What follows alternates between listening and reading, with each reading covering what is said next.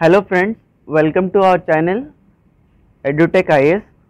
मैं लेके आया हूँ आप सबों के लिए विज़न का PT 365 का इन्वायरमेंट पोर्शन का वीडियो लेक्चर 1। हम पूरा इन्वायरमेंट सेक्शन कवर करेंगे पार्ट बाय पार्ट। ये पार्ट 1 है। आपके प्रीलिम्स पॉइंट ऑफ व्यू से ये बहुत ज़्यादा इम्पॉर्टेंट हो जाता है, तो हम इसमें बात करेंगे कंटेंट। सबसे पहले देखते हैं कंटेंट। तो इसमें एमिशन गैप रिपोर्ट और WMO statement on the state of global climate, इन दोनों टॉपिक के बारे में हम बात करने जा रहे हैं। इन्हीं टॉपिक को इस वीडियो में कवर करेंगे। वीडियो को मैंने शॉर्ट रखने के लिए केवल 2 ही टॉपिक रखा है, क्योंकि ये थर्ड टॉपिक जो आने वाला है वो काफ़ी ज़्यादा लंबा था, उसे मैं अलग से वीडियो बना के डालूँगा। चलिए तो देखते हैं। सबसे पहले एमिशन गैप रिपोर्ट। जो भी रिपोर्ट आता है आपको पता होना चाहिए रिपोर्ट पब्लिश कौन करता है। सबसे पहला यूपीएससी हर साल एक क्वेश्चन पूछता है कि ये रिपोर्ट पब्लिश कौन करता है। कोई एक रिपोर्ट दे देगा और पब्लिशर का नाम पूछ देगा। तो ये एमिशन गैप रिपोर्ट 2019 वो पब्लिश किया था UNEP ने, यूनाइटेड नेशन इन्वायरमेंट प्रोग्राम। अब अगर किसी को यूनाइटेड नेशन इन्वायरमेंट प्रोग्राम के बारे में नहीं पता है तो उस पर मैंने एक सेपरेट वीडियो बना रखा है, उसका लिंक मैं डिस्क्रिप्शन बॉक्स में दे दूंगा, वहाँ से जाके आप देख सकते हैं। वो उन्होंने 10th edition of emission gap report 2019 जारी की है। अब नाम से पता चल रहा है एमिशन गैप रिपोर्ट, ठीक है। तो ये क्या की फाइंडिंग्स हैं इसके, उसके बारे में हम बात करते हैं। देखिए, कुछ बेसिक्स आपको पता होना चाहिए की फाइंडिंग से पहले। The report assesses the gap between, क्या करता है वो गैप को एसेस करता है बिटवीन एंटिसिपेटेड एमिशन इन 2013। मतलब वो एक फ्यूचर प्रेडिक्ट करता है कि 2030 तक एंटिसिपेटेड इतना है, और हम लोगों का अभी जो है and level consistent with 1.5 degree and 2 degree Celsius targets of Paris agreement. कुछ बेसिक मैं आपको बता देता हूँ, फिर बातें क्लियर हो जाएंगी। 1 मिनट। पेरिस एग्रीमेंट जो है अपना, उसमें हम लोगों ने गोल रखा था कि प्री इंडस्ट्रियल एरा से, from what, pre industrial era, पहला तो यही। तो प्री इंडस्ट्रियल एरा होता क्या है? जब कभी भी इंडस्ट्री सेटअप हुई है 1775 ब्रिटेन में जो इंडस्ट्रियलाइजेशन हुआ है, उससे पहले, इंडस्ट्रीज़ के आने से पहले पॉल्यूशन लेवल बहुत कम था, कार्बन डाइऑक्साइड बहुत कम था, एमिशन बहुत लो थे। तो ये प्री इंडस्ट्रियल लेवल से मेज़र करता है। प्री इंडस्ट्रियल लेवल से जितना टेम्परेचर वहाँ था, उससे हमें ग्लोबल टेम्परेचर जो है, अगर मान लीजिए हम एग्जांपल लेके बात करते हैं, प्री इंडस्ट्रियल एरा में हमारा ग्लोबल टेम्परेचर जो है वो 30 डिग्री सेल्सियस था। Suppose average global temperature 30 degree Celsius. तो 2100 तक हमें इसे को 2 डिग्री से ज़्यादा बढ़ने नहीं देना, मतलब 32 तक जा सकता है मैक्सिमम, उससे ज़्यादा नहीं बढ़ने देना। ये टारगेट था पेरिस एग्रीमेंट का, और हम कोशिश करेंगे कि ये 1.5 डिग्री से ज़्यादा ना बढ़े, मतलब 31.5 डिग्री से ज़्यादा ना हो। ये पेरिस एग्रीमेंट का ये टारगेट था। तो अब आप टारगेट समझ गए हैं। अब वापस से हम आते हैं। देखिए, तो ये जो 2030 तक कितना एमिशन हो जाएगा और कितना होना चाहिए, उन दोनों के गैप को ये मेज़र कर रहा है, एसेस कर रहा है gap between.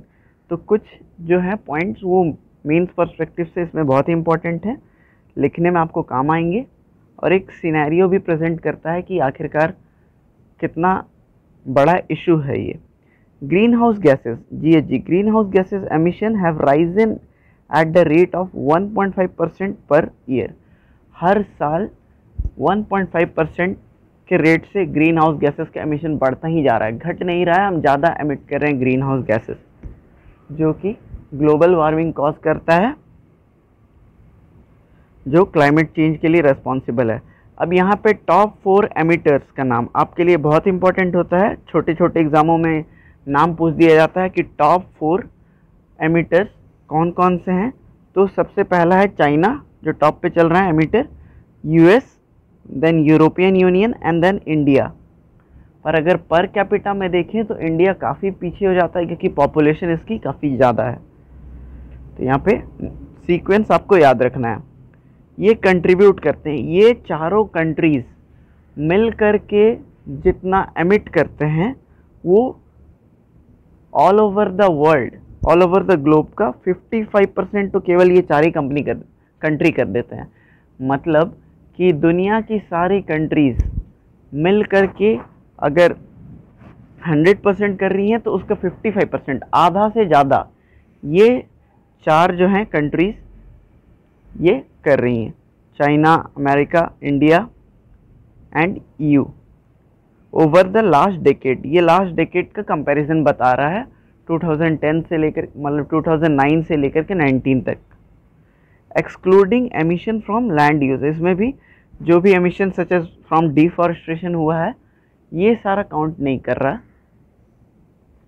Even if all unconditional commitments under the Paris agreement, अब पेरिस एग्रीमेंट में कंट्रीज ने कुछ कमिटमेंट किए थे कि हम ये प्लान करेंगे, ऐसे ऐसे इम्प्लीमेंट करेंगे, हम अपना एमिशन इतने % से कट कर देंगे और इस तरीके से गोल अचीव करेंगे। सारी कंट्रीज़ का टारगेट है, नेशनली डिटरमाइंड टारगेट, ठीक है। तो वो जो टारगेट है उसके बारे में बात करें, अगर वो टारगेट फुलफ़िल भी हो जाता है, जैसा जैसा सारी कंट्री ने वादा किया था, अगर वैसा वैसा वो इम्प्लीमेंट कर देती हैं, फिर भी जो है टेम्परेचर, ग्लोबल एवरेज टेम्परेचर जो है वो 3.2 डिग्री सेल्सियस से ज़्यादा दिख रहा है यहाँ पे। इतना तो होना ही होना है और हमारा टारगेट है 2 डिग्री सेल्सियस से ज़्यादा नहीं होने देना है और कोशिश करना है 1.5 तक रखने का। ये पेरिस क्लाइमेट चेंज में तो कहीं से भी वो अचीव होता हुआ नज़र नहीं आ रहा है। कलेक्टिव एम्बिशन इन एनडीसीज मस्ट इंक्रीज़, तो क्या करना पड़ेगा, जो भी हम लोगों के एनडीसीज, नेशनली डिटरमाइंड कंट्रीब्यूशंस, ठीक है, जो भी इस पेरिस एग्रीमेंट, इस टारगेट को अचीव करने के लिए जो भी कंट्रीब्यूशन अलग अलग नेशंस कर रहे हैं, सब ने अपना अपना बताया कि मैं ये कंट्रीब्यूट करूँगा, मैं इतना एमिशंस कट करूँगा, ठीक है। तो वो जितना अभी हमने प्रॉमिस किया है उसका 5 गुना हमें करना पड़ेगा, 5 फोल्ड्स। अगर हमें 1.5 डिग्री सेल्सियस वाला गोल अचीव करना है तो 5 फोल्ड्स उसको बढ़ाना पड़ेगा। जैसे मान लीजिए मैंने बोला कि मैं अपनी जीडीपी के 33% जो है एमिशन कट करूँगा, तो उसे मेरे को 5 फोल्ड्स करने पड़ेंगे, 5 गुना ज़्यादा बढ़ाना पड़ेगा, ठीक है। तो ये सारा कुछ था, मैंने आपको बताया इसमें। अब देखते हैं इंडिया के नेशनली डिटरमाइंड कंट्रीब्यूशन या टारगेट्स जो हैं वो क्या है। इंडिया ने क्या रखा है target, to reduce emission intensity, वो एमिशन इंटेंसिटी को रिड्यूस करेंगे of it GDP by 33 to 35% by 2030 from 2005 के लेवल से। याद रखिएगा ये 2005 के लेवल से देखेंगे और हम जीडीपी के हिसाब से देखेंगे कि हमारा एमिशन इंटेंसिटी कितना है अगर रेशियो, और 33 to 35% कट करने की कोशिश करेंगे 2030 तक, ये अचीव करना है। टू अचीव अबाउट और क्या है 40%। देखिए इलेक्ट्रिसिटी जनरेट होता है तो वो नॉन फॉसिल फ्यूल बेस्ड और फॉसिल फ्यूल बेस्ड भी होता है, कोयले से जनरेट होता है, नॉन फॉसिल फ्यूल भी होता है, रिन्यूएबल एनर्जी, हाइड्रो इलेक्ट्रिसिटी, ठीक है। तो ये जो हमारा कोयला से होता है या fossil fuel based electricity generation होता है, उससे हमें प्रॉब्लम ये है कि वो इन्वायरमेंट को डिग्रेड करता है, तो हम उसे शिफ्ट करना चाहते हैं, नॉन फॉसिल फ्यूल का यूज़ करके इलेक्ट्रिसिटी बनाएंगे। तो अबाउट 40%, अभी जितने भी हैं अगर 100 प्लांट हैं तो 40%, ठीक है, 40% plants non fossil fuel based हो जाने चाहिए 2030 तक। ये टारगेट है, इतना इंस्टॉल करना है प्लांट्स को, ये टारगेट है। और ये हेल्प किस लिए करेगा, transfer of technology and low cost international finance including from green climate fund.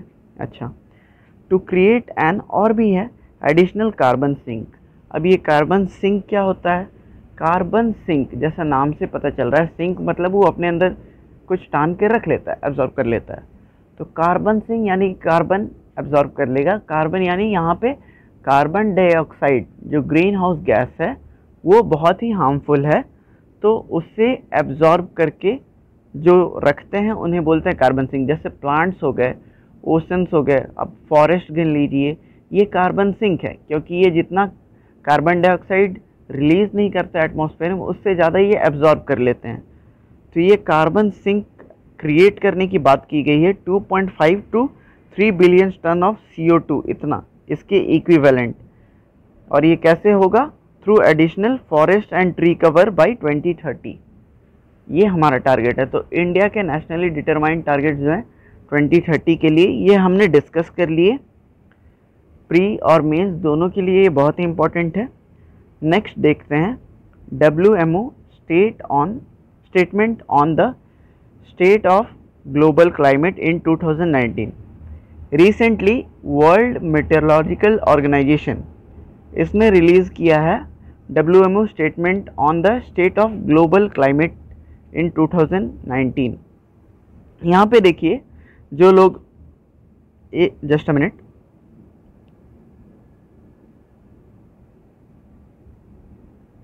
हाँ यहाँ पे देखिए,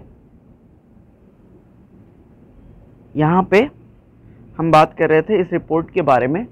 जो कोई भी लोग ये समझते हैं कि जो क्लाइमेट चेंज है वो एक झूठी बात है, तो ये रिपोर्ट उसके बारे में बता रहा है कि क्लाइमेट चेंज से कैसे कैसे इफ़ेक्ट पड़ रहे हैं, उस चीज़ के बारे में ये रिपोर्ट है।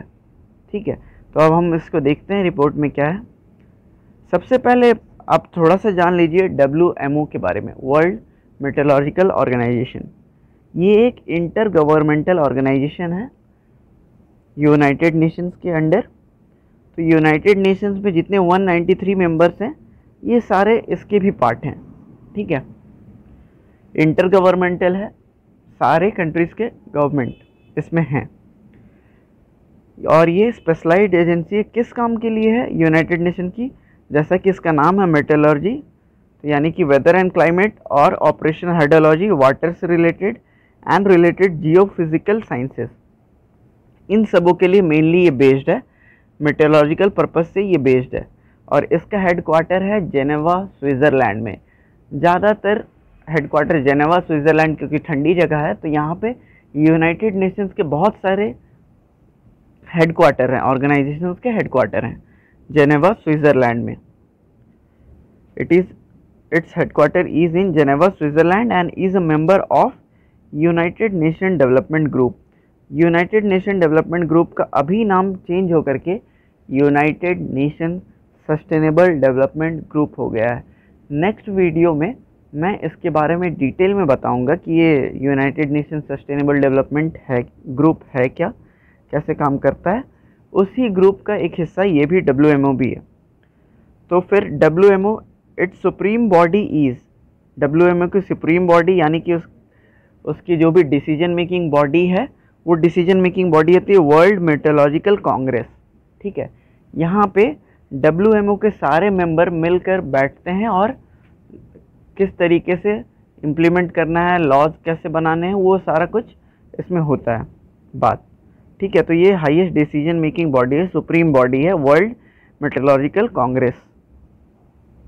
आगे देखते हैं, रिपोर्ट का हाईलाइट देख लेते हैं, इससे पता चल जाएगा कि ये जो क्लाइमेट चेंज है इसका असर कहाँ दिख रहा है। ग्लोबल मीन टेम्परेचर, सबसे पहले इसकी बात, ग्लोबल मीन टेम्परेचर, ठीक है, ऑल ओवर द वर्ल्ड जो मीन टेम्परेचर है। अब देखिए, it increase in 2019 which was about 1.1 plus minus 0.1 error हो सकता है, प्लस माइनस इसलिए लिख रहा है degree Celsius above pre industrial level. तो 2019 तक ही हमने 1.1 degree Celsius above pre industrial level हमारा ग्लोबल मीन टेम्परेचर चला गया है। ठीक है, from 2015 to 2019 these are 5 warmest years on record and 2010 से 2019 तक का डेकेड अगर देखेंगे तो इसमें हमें पता चलेगा कि ये वार्मेस्ट डेकेड है ऑन रिकॉर्ड। तो ये असर तो दिख ही रहा है, क्लाइमेट चेंज, इसे इग्नोर नहीं किया जा सकता। Global atmospheric concentration of green house gases, जो रेस्पॉन्सिबल हैं क्लाइमेट चेंज के लिए, ग्लोबल वार्मिंग के लिए, वो है ग्रीन हाउस गैसेस। तो ये ग्रीन हाउस गैसेस का एटमॉस्फेयर में कंसंट्रेशन देखते हैं बढ़ा है, जाहिर सी बात है बढ़ा ही है। Average global atmospheric concentration of CO2 का देख रहे हैं इन 2018 कितना हो गया, 407.8 पार्ट्स पर मिलियन, जो कि प्री इंडस्ट्रियल लेवल के 147% ज़्यादा बढ़ गया है प्री इंडस्ट्रियल लेवल से। ठीक है, 147% ज़्यादा कार्बन डाइऑक्साइड का कंसंट्रेशन हो गया है एटमॉस्फेयर में। तीसरा पॉइंट देखते हैं, मीथेन के बारे में देखते हैं और नाइट्रस ऑक्साइड के बारे में भी देख लेते हैं। इनके जो परसेंटेज है, मीथेन के percentage 259% from pre industrial level and 123% from pre industrial level respectively. Sea ice देखते हैं। The year 2019 saw low sea ice extent in both Arctic and Antarctic, मतलब बर्फ़ पिघल रहे हैं, आर्टिक हो या एंटार्कटिक हो, दोनों ही जगह में बर्फ़ पिघल रहे हैं। सी लेवल, अब बर्फ़ पिघलेंगे तो सी लेवल राइज तो होगा, तो वो है the global mean sea level reach its highest value, अभी तक का highest value, recorded value since the beginning of high precision altimetry record.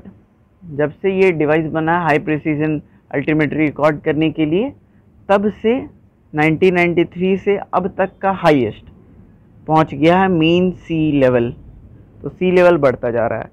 Ocean acidification, ये क्या होता है ये भी बताऊंगा। ओवर द डेकेड 2009 से लेकर के 2018 तक का एनालिसिस इन्होंने किया है। The ocean absorbed around 23% of the annual CO2 emission. हाँ, कार्बन सिंक जब मैं बता रहा था तो मैं बोल रहा था कि ओशंस भी कार्बन सिंक के जैसे हैं, वो कार्बन डाइऑक्साइड को एब्जॉर्ब करते हैं। तो 23% of the annual CO2 emission oceans absorb करते हैं, ओशन ने एब्जॉर्ब किया है। Listening the increase in the atmospheric concentration, एक अच्छी बात है कि एटमॉस्फेयर में कार्बन डाइऑक्साइड का कंसंट्रेशन कम हुआ है क्योंकि ओशन उसे एब्जॉर्ब किए हैं। लेकिन जब CO2 एब्जॉर्ब करती है सी वाटर या ओशन, तो उसका pH लेवल डिक्रीज़ हो जाता है, pH डिक्रीज़ हो जाता है। तो pH अगर 7 से कम होता जाए, जितने pH लो होता जाएगा उतना ही ज़्यादा एसिडिक है सॉल्यूशन। ठीक है, तो मतलब ओशन जो है अब एसिडिक होते जा रहा है। इस प्रोसेस को हम बोलते हैं ओशन एसिडिफिकेशन। तो आप सब समझ गए होंगे कि ओशन एसिडिफिकेशन क्या है।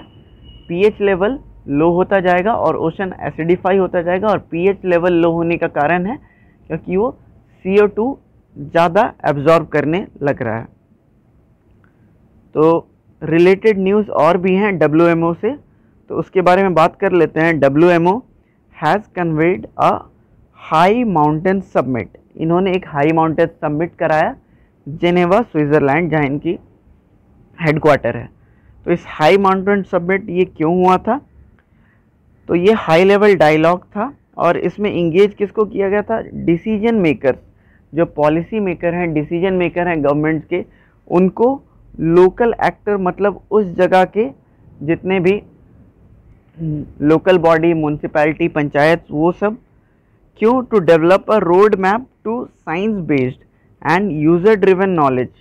वहाँ के लोग जो माउंटेन में रह रहे हैं वो ज़्यादा जान रहे होंगे, ठीक है, कि माउंटेन में सस्टेनेबल ग्रोथ कैसे करना है। तो उनसे ड्रिवन, यूज़र ड्रिवन नॉलेज और इन्फॉर्मेशन का यूज़ करके उन सभी को बुलाया गया था इस सबमिट में। And information system supporting sustainable development and reduction in risk reduction in mountain and downstream reason.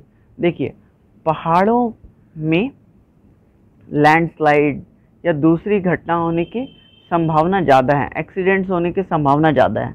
वहाँ जो लोग रहते हैं उनके लिए स्पेशली ये समिट बुलाया गया था कि कैसे करके काम आगे बढ़ेगा, और रिस्क रिडक्शन माउंटेन में कैसे करना है, सस्टेनेबल डेवलपमेंट कैसे होगा। डाउन स्ट्रीम रीजन का मतलब है कि जो पहाड़ों के नीचे नीचे भी रहते हैं लोग, उनके लिए भी बहुत इम्पोर्टेंट हो जाता है कि वो कैसे सस्टेनेबली रह सकते हैं, डेवलप कर सकते हैं। Recently, for the first time, global concentration of carbon dioxide in atmosphere have crossed 415 parts per million। इस डेटा को याद रखिएगा, प्री के पॉइंट ऑफ व्यू से नहीं, मेंस के पॉइंट ऑफ व्यू से इम्पॉर्टेंट है। कार्बन डाइऑक्साइड का जो है कंसंट्रेशन, ग्लोबल कंसंट्रेशन 415 पार्ट्स पर मिलियन हो चुका है, और इसे ऑब्जर्व किया है मनोवा लोआ ऑब्जर्वेटरी ने। मनोवा लोआ ऑब्जर्वेटरी ओल्डेस्ट ऑब्जर्वेटरी है जो कंटिन्यूस कार्बन डाइऑक्साइड को मेजर कर रही है। Oldest observatory in the world, situated in Hawaii island. Hawaii island America का पार्ट है। मैप में आप इसे ज़रूर देखें, बहुत ही इम्पॉर्टेंट है, क्योंकि ये बार बार क्वेश्चन पूछा जाता है इस आइलैंड के बारे और इस ऑब्जर्वेटरी के बारे में भी। कीलिंग कर्व, कीलिंग कर्व क्या है? Keeling curve is a graph of accumulation of carbon. कितना कार्बन इकट्ठा हो गया है अर्थ के एटमॉस्फेयर में, based on continuous measurement taken at the Mauna Loa observatory. तो ये कीलिंग कर्व ये बताता है कि accumulation of carbon dioxide atmosphere में कितना हो गया है, और बेसिस है यही मनोवा लोआ ऑब्जर्वेटरी। तो ये देखिए एक पिक्चर है मनोवा लोआ ऑब्जर्वेटरी की पिक्चर। मैं पिक्चर इसलिए डाल देता हूँ ताकि आपको इजीली चीज़ें याद रह जाएं। पिक्चर देखने से कई बार चीज़ें क्लिक कर जाती हैं एग्ज़ाम में। तो इस वीडियो में केवल इतना ही। अगर आपको वीडियो पसंद आया है तो लाइक कीजिए, कोई भी शिकायत करनी हो तो कमेंट कीजिए, चैनल को सब्सक्राइब कीजिए, बेल आइकन प्रेस कीजिए, और इस वीडियो को अपने फ्रेंड्स के साथ ज़्यादा से ज़्यादा शेयर कीजिए। Thank you.